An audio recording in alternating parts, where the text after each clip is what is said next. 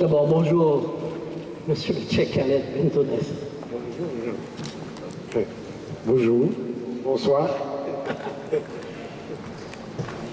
Alors, je sais que vous n'aimez pas cela, ne me blâmez pas, mais disons-le, vous êtes le père de la fameuse Journée internationale du vivre ensemble en paix. C'est indéniablement une mission d'une grande noblesse.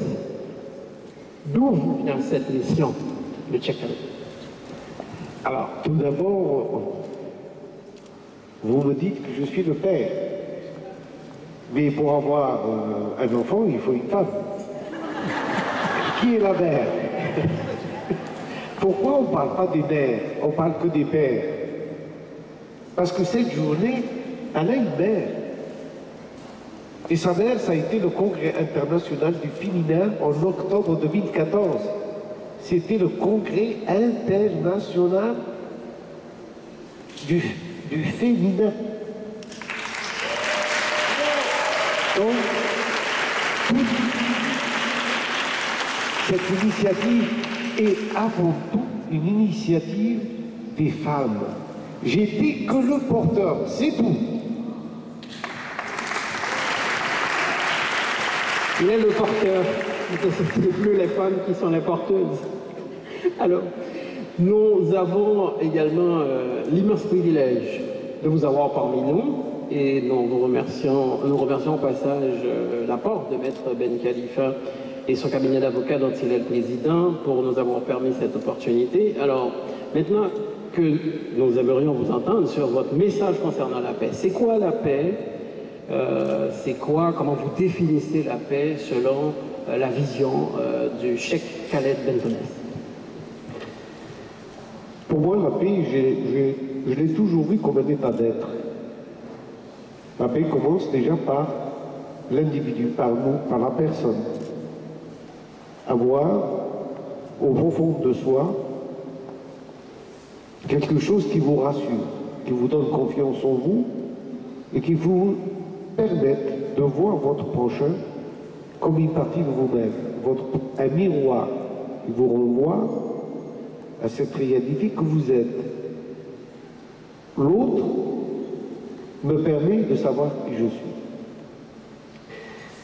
La paix, ce n'est pas que l'absence de conflit ou de guerre.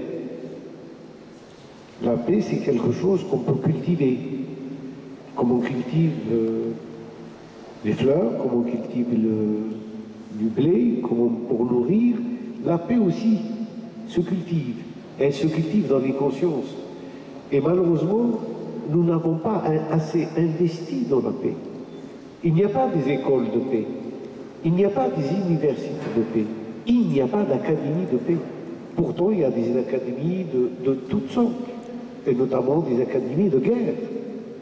Donc, le moment est venu pour que notre vision sur la paix change, que nous puissions nous investir dans la paix. Comment aujourd'hui, chaque année, 13 400 milliards de dollars sont investis dans la violence, dans les guerres. Qu'est-ce qu'on investit par rapport à ça dans la paix? Donc le moment est venu avec cette journée que chacun et chacune d'entre nous puisse s'engager à inverser ce système qui nous emmène tous vers le mur. Ne nous laissons pas gagner par l'incertitude, par le doute.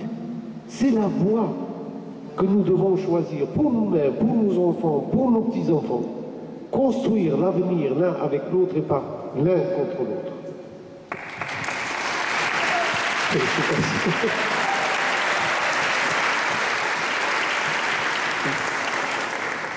Cheikh Bentones, vous êtes un maître spirituel, soufi, et un homme de compassion et de pardon.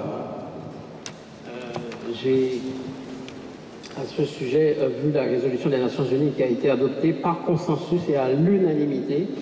Et je voudrais juste lire un passage là-dedans.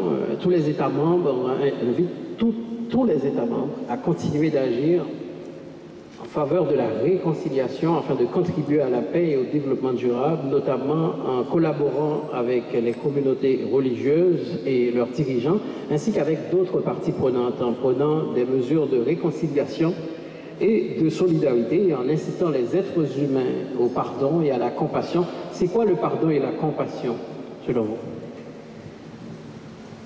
Le pardon et la compassion, c'est...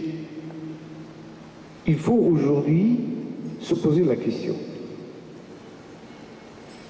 Ce qu'on a hérité du passé, les guerres, les conflits, les a priori, les injustices, allons-nous vivre avec ça et le traduire ou le faire passer aux générations à venir, ou allons-nous une fois pour toutes dire que nous allons choisir une autre façon de construire cet avenir, où nous n'oublions pas le passé, mais notre passé, c'est un passé fait de tempêtes, de violence, doit nous inciter aujourd'hui à aller vers une nouvelle conscience.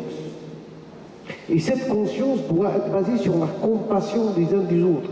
Nous avons tous fait des erreurs. Il n'y a pas un seul pays qui, aujourd'hui, peut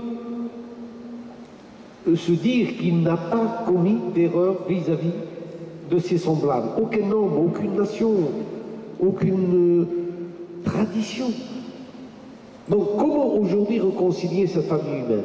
Parce que nous sommes une famille. Nous devons aujourd'hui voir l'humanité comme un corps où chaque...